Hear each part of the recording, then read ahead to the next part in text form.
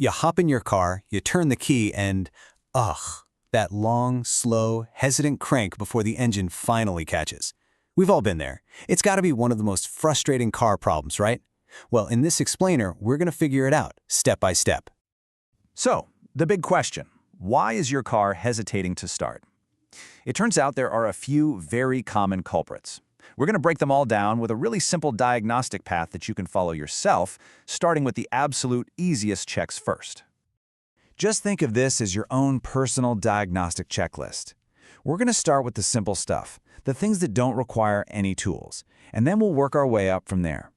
By the end of this, you're going to have a much clearer idea of what's going on under your hood. First up is what I like to call the key turn test. This is a fantastic first step because, seriously, you don't need a single tool, and it can point you directly to a super common reason for a long start time. Okay, so what we're looking for here is a little part called the fuel pressure regulator. Its whole job is to keep the fuel lines full of gasoline, primed and ready to go, even after the car is off.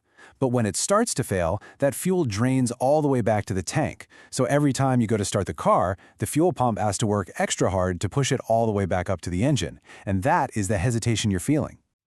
So here's exactly how you test for it. Put your key in and just turn it to the on position. Don't try to start the engine yet. Just let all the dashboard lights come on. Now wait about 5, maybe 10 seconds. You might hear a faint buzzing or whining sound. That's your fuel pump. Okay, now turn it off and then back on again. Do this little cycle about 3 or 4 times. What you're doing is manually giving that pump a chance to build the pressure back up. Then on that last turn, go ahead and crank the engine. So, what happened? If your car started right up with no hesitation at all, well, congratulations, you have almost certainly found your problem, that faulty fuel pressure regulator. But if it still hesitated, don't worry. That's actually good news. We just ruled something out, which is a huge part of diagnosing any problem. So, let's keep digging. All right, next, let's talk about the engine's favorite meal. For an engine to fire up instantly, it needs a perfect recipe of fuel and air.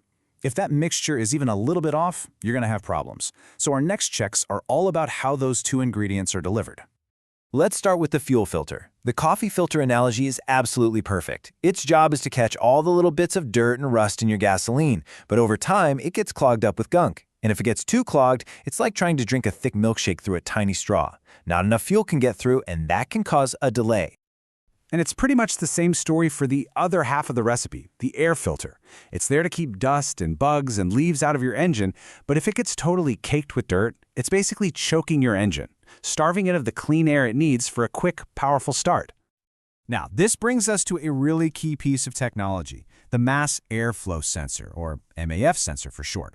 Think of it as the engine's lungs. It measures exactly how much air is coming in and then tells the car's computer, hey, we've got this much air, so you need to add this much fuel. If that sensor is giving bad info, the whole recipe is going to be wrong from the start. And this is such a great point. A lot of the time, the MAF sensor and the throttle body, which controls the airflow, don't actually break. They just get dirty. A thin layer of grime builds up and they start sending garbage data to the computer. And the best part? You can often fix this yourself with a can of special cleaner. No expensive parts needed. Okay, so let's say we've confirmed you've got the perfect mix of fuel and air. That mixture is totally useless without one final, absolutely critical ingredient, a spark.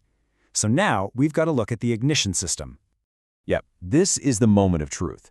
The whole point of the ignition system is to deliver one thing, a really powerful, perfectly timed spark that ignites the fuel and air and brings that engine roaring to life. So if that spark is weak, or if it's not consistent, you're going to get hesitation.